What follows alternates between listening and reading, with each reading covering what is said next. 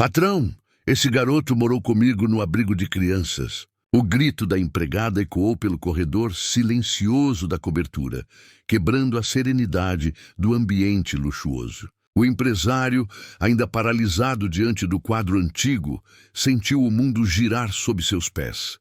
O retrato do menino pendurado na parede era uma cópia idêntica do irmão desaparecido há mais de 35 anos. Um nó apertou sua garganta. O garoto da imagem tinha o mesmo olhar inocente, o mesmo corte de cabelo rebelde, o mesmo ar de pureza que ele lembrava vagamente da infância perdida.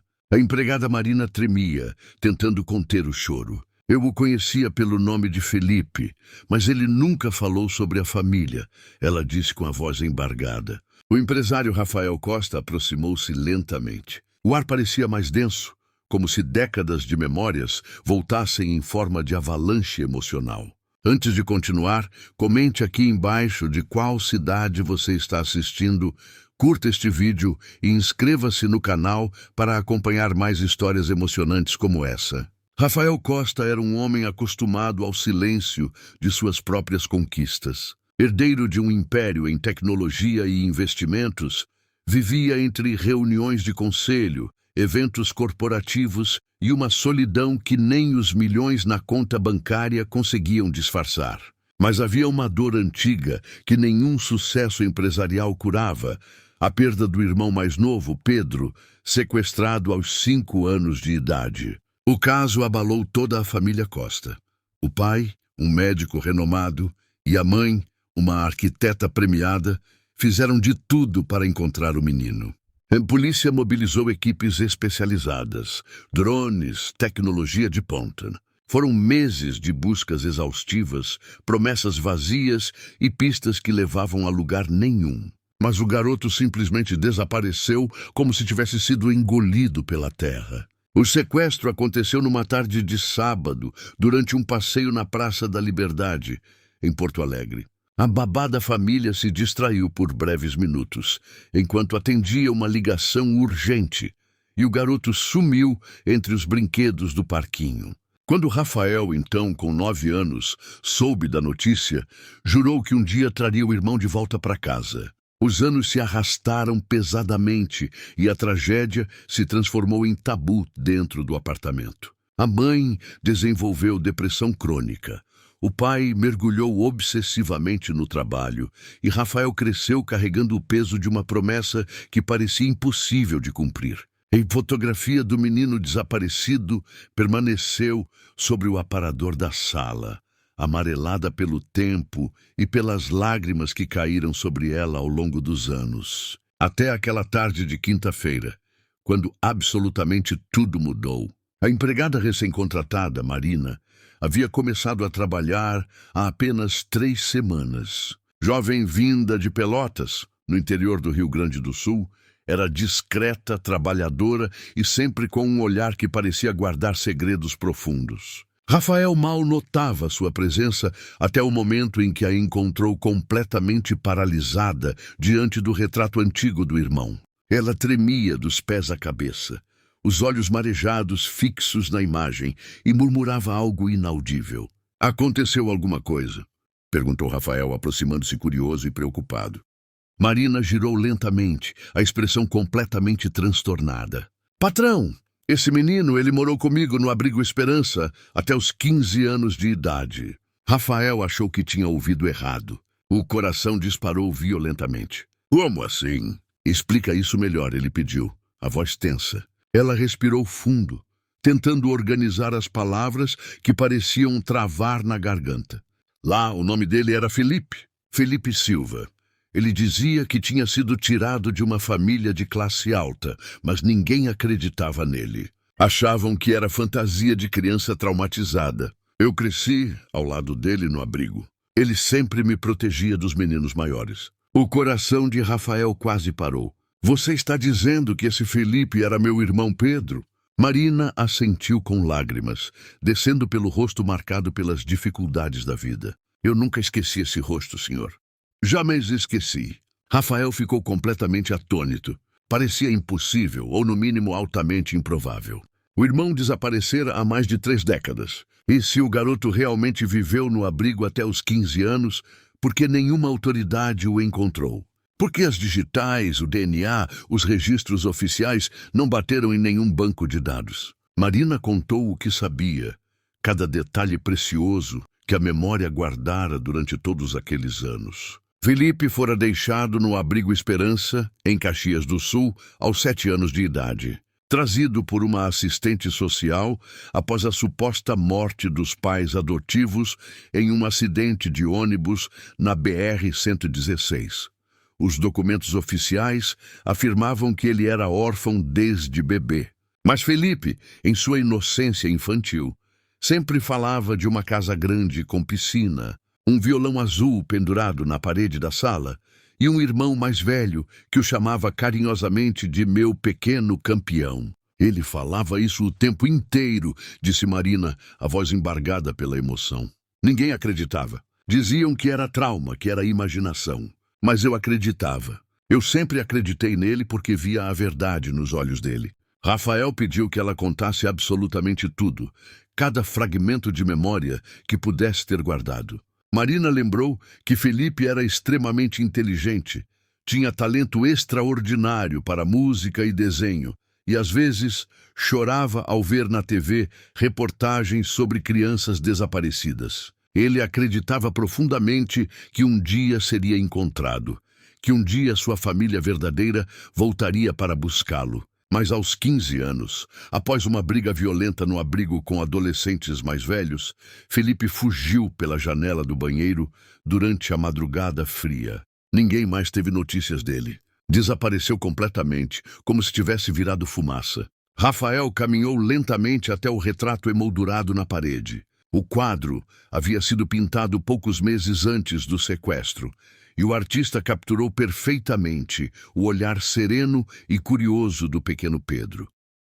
As memórias voltaram como uma avalanche emocional devastadora. Os dois jogando videogame no quarto, a risada contagiante do irmão pequeno, a voz da mãe cantando enquanto preparava o jantar domingo. Ele sentiu o peso esmagador da ausência, como se 35 anos não tivessem passado, como se a ferida ainda estivesse em carne viva. Determinou-se a descobrir toda a verdade.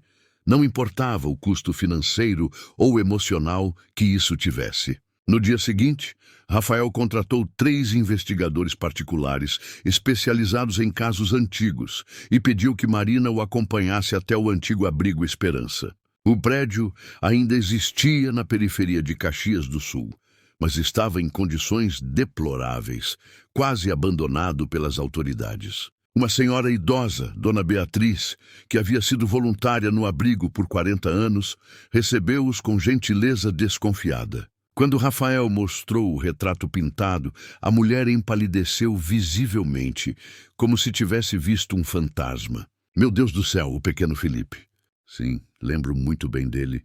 Um menino doce, obediente, sempre desenhando paisagens e rostos. Tinha um talento incrível, ela disse, a voz tremendo. Rafael mostrou os documentos oficiais da época do sequestro e percebeu algo profundamente inquietante e perturbador. A data exata em que Felipe chegou ao abrigo coincidia perfeitamente com o período em que as buscas oficiais pelo seu irmão cessaram misteriosamente. Como esse menino veio parar aqui? Perguntou Rafael, a voz tensa e controlada.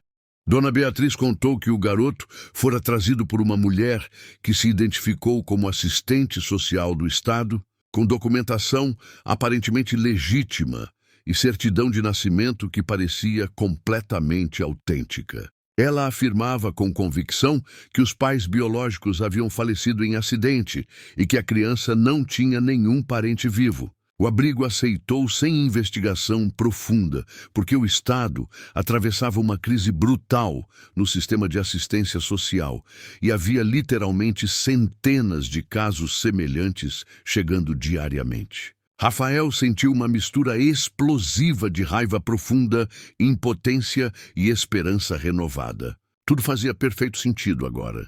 O sequestro cuidadosamente planejado, o desaparecimento súbito das pistas policiais, a aparente morte dos pais adotivos completamente inventada. O irmão estivera a poucos quilômetros de casa durante anos, esquecido por falhas humanas sistemáticas e descuido criminoso das autoridades responsáveis. Marina observava em silêncio absoluto, segurando firme o avental que ainda vestia. Aquilo era muito mais do que uma revelação chocante. Era um reencontro doloroso e complexo com o passado que ambos haviam perdido de formas completamente diferentes. Enquanto conversavam no corredor empoeirado e frio do abrigo abandonado, Dona Beatriz mencionou algo que fez Rafael congelar completamente onde estava. Antes de fugir daqui, Felipe deixou um desenho escondido embaixo do colchão do beliche onde dormia.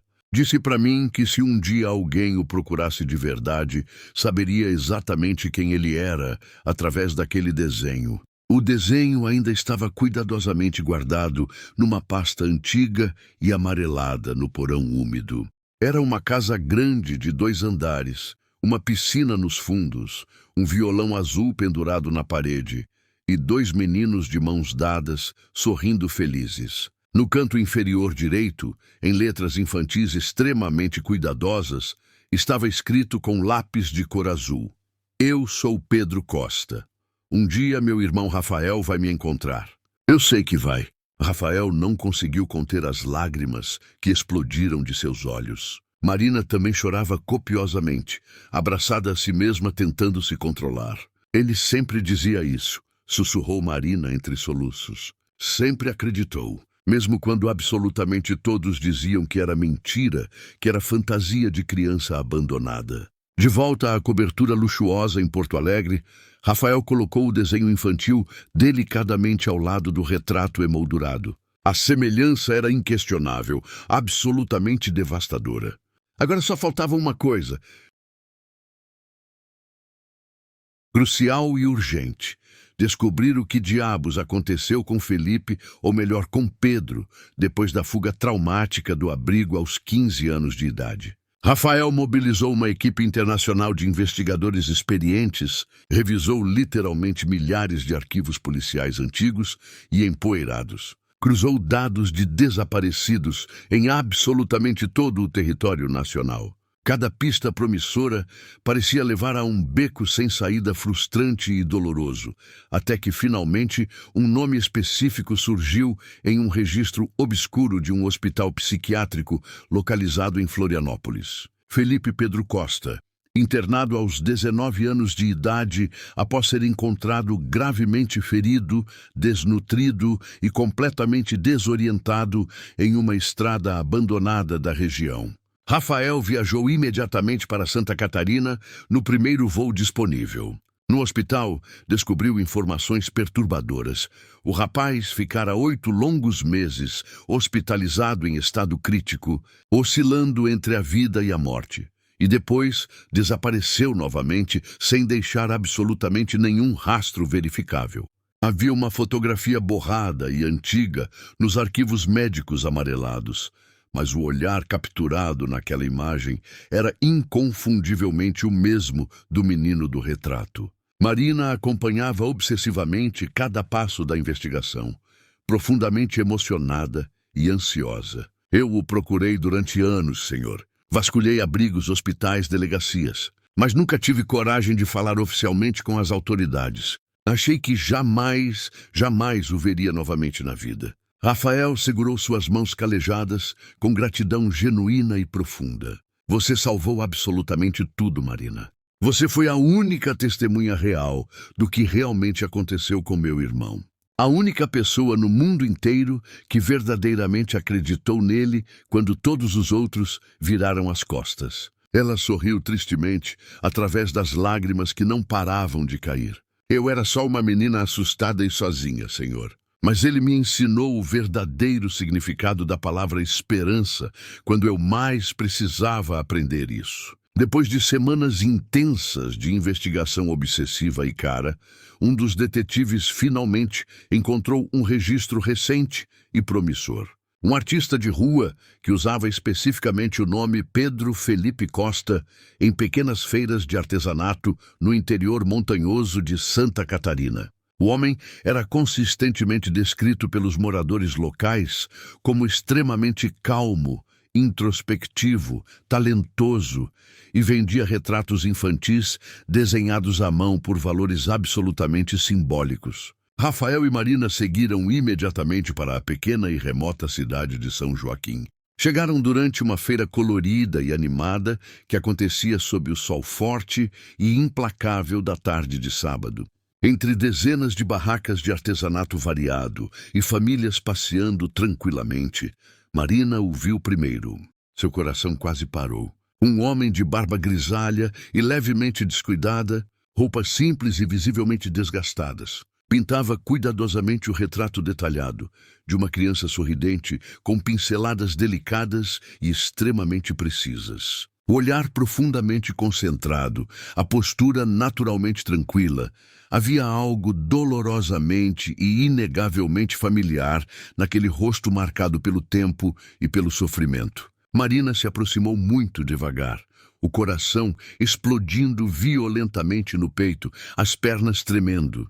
"Felipe", ela sussurrou com a voz quebrando. Ele levantou os olhos lentamente, quase em câmera lenta. Por um instante eterno e suspenso, o mundo inteiro pareceu literalmente parar de girar em seu eixo. A expressão dele passou rapidamente por espanto profundo, confusão absoluta e depois, finalmente, reconhecimento emocional devastador. "Eu te conheço", murmurou hesitante, a voz completamente embargada. "Do abrigo. Você é a Marina, não é?" Ela explodiu em lágrimas incontroláveis, cobrindo o rosto com as mãos. "Sim, sou eu." "Sou eu, Felipe." Rafael se aproximou tremendo violentamente dos pés à cabeça, o coração batendo tão forte e rápido que parecia estar prestes a explodir e sair do peito. "Pedro", ele disse simplesmente, a voz quebrando na última sílaba. O homem ficou visivelmente pálido, como se todo o sangue tivesse drenado instantaneamente do seu rosto. "Pedro", repetiu completamente confuso, como se aquela palavra específica fosse de um idioma completamente estrangeiro e desconhecido. Rafael retirou cuidadosamente do bolso interno do paletó o desenho antigo e amarelado.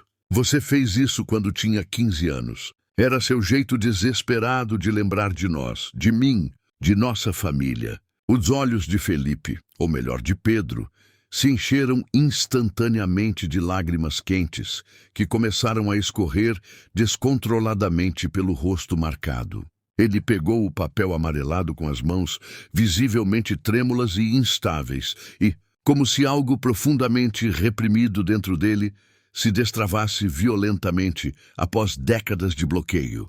Começou a chorar de forma convulsiva e desesperada. "Eu sonhava com essa casa", ele soluçou entre lágrimas, "com esse violão azul pendurado na parede, com uma piscina nos fundos, com um irmão mais velho que prometeu solenemente me encontrar um dia. Eu sonhava com isso todas as noites e acordava chorando, porque achava que era só imaginação, só fantasia de criança abandonada."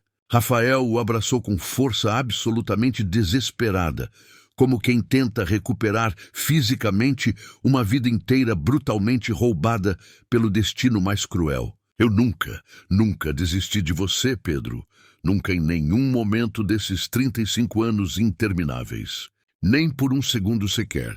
As pessoas curiosas na feira pararam completamente o que estavam fazendo para assistir sem entender totalmente o que estava acontecendo ali. Dois homens adultos, agora visivelmente marcados e castigados pelo tempo implacável, se abraçavam desesperadamente como quem tenta preencher um vazio devastador de 35 anos em um único momento redentor.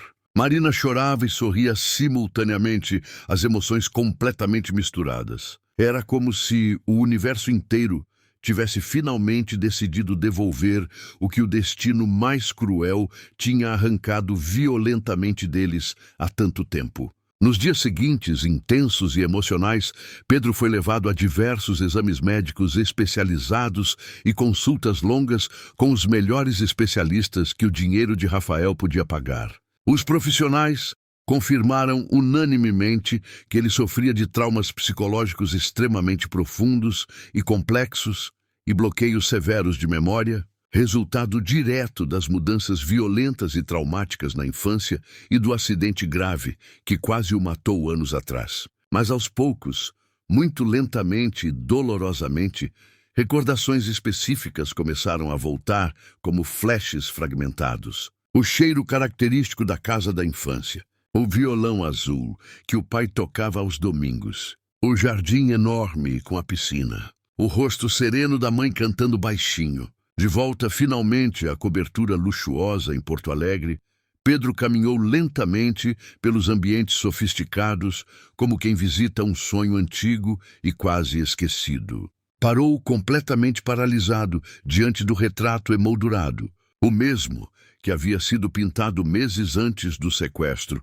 e que havia reconhecido inconscientemente em suas memórias profundamente fragmentadas durante todos aqueles anos terríveis. Olhou alternadamente para Marina e Rafael, os olhos brilhando intensamente com emoções complexas e contraditórias. Eu sempre achei que vocês tinham me esquecido completamente, que eu não importava para ninguém no mundo, ele confessou com a voz quebrada. Rafael sorriu gentilmente com lágrimas quentes escorrendo livremente pelo rosto. Nunca, meu irmão. Eu procurei obsessivamente por você cada dia dos últimos 35 anos, intermináveis e torturantes. Marina, emocionada profundamente até o fundo da alma, completou com carinho. Ele te esperou, pacientemente em cada lembrança guardada, em cada memória preservada, em cada desenho que você fez ao longo da vida. Naquela noite especial e mágica, os três se sentaram juntos na ampla varanda da cobertura, com vista para a cidade iluminada. Rafael pegou cuidadosamente um violão azul que estava guardado e empoeirado há décadas numa caixa no depósito e tocou as primeiras notas, trêmulas e emocionadas de uma canção antiga que a mãe costumava cantar quando eles eram apenas crianças inocentes. Pedro o acompanhou instintivamente, improvisando com naturalidade como faziam quando eram pequenos e o mundo ainda fazia sentido. E pela primeira vez, em exatos 35 anos longos e dolorosos, a música finalmente encheu aquele espaço vazio. Marina observava emocionada da porta, com o coração finalmente em paz, depois de tanto tempo carregando aquele peso. Aquele momento precioso não era apenas um simples reencontro improvável. Era o renascimento completo de uma família inteira que tinha sido brutalmente destruída. Era a prova viva de que milagres realmente acontecem. Era a confirmação de que a esperança nunca deve ser abandonada. Era a demonstração de que o amor verdadeiro transcende o tempo, a distância e até mesmo as falhas cruéis do sistema.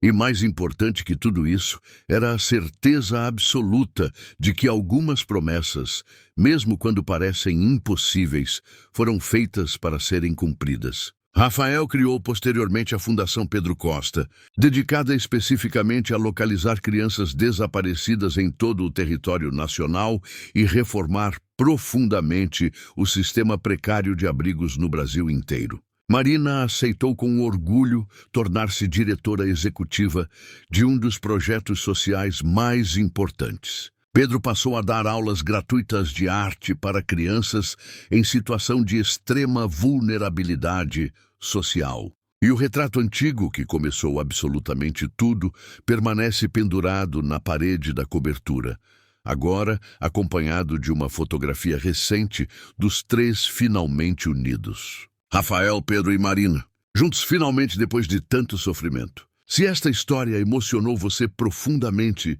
compartilhe para que mais pessoas acreditem que milagres realmente acontecem. Curta este vídeo, inscreva-se no canal e comente de qual cidade você está assistindo. Histórias reais que transformam vidas. Esse é o nosso propósito. Até a próxima história. Fique com Deus.